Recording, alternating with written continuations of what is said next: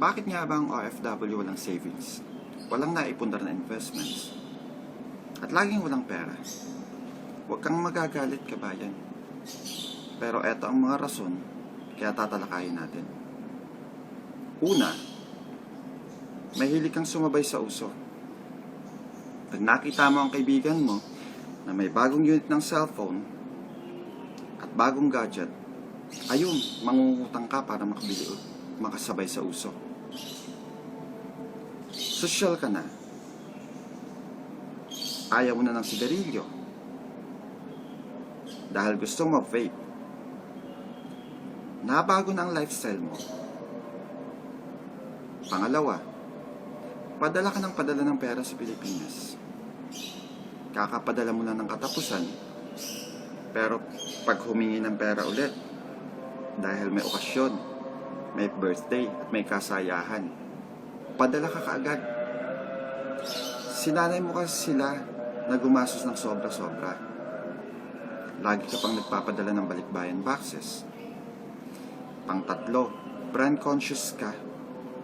Sosyal ka na. Ayaw mo na ng ordinaryong brand. Yung dating ordinaryong sapatos mo, ayaw mo nang isuot ngayon. Ayaw mo na ng Robertson's brand ng shoes. Gusto mo Nike, Adidas, o di kaya Under Armour. Ang mga babae naman, LV at Gucci ang tinitirada. Kahit napakalit ng sahod, basta makabilin ng nasa in at puso, bibilhin. Pang-apat, one day millionaire attitude. Every time nakaka-receive ng bonus o di kaya biyaya, takbo ka agad sa mall. Bili ng kung ano-ano, makapag-show off lang. Ayaw ipunin. Parang ang dami-dami ng pera, laging galit sa pera. Pang-lima, mahilig sa gala at night out. Karamihan ng OFW laging inaabangan ang Thursday night.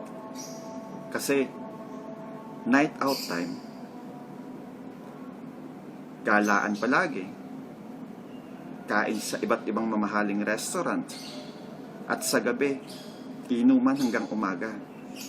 Kabayan, pag lagi natin gagawin to, walang mangyayari sa buhay natin. Pang-anim, walang savings. Bakit walang savings? Laman ng mall. Kung may kaunting pera, tatakbo sa mall. Yung tanging naiiwan na savings, yung tanging maiiwan sa pag-shopping. Kalimitan, walang naiiwan kaya walang savings. Pampito, baon sa utang. Walang pakialam pag magsha-shopping. Kakain sa mamalahaling restaurant. Gagala kung saan gusto. Kasi may credit card, swipe dito, swipe doon.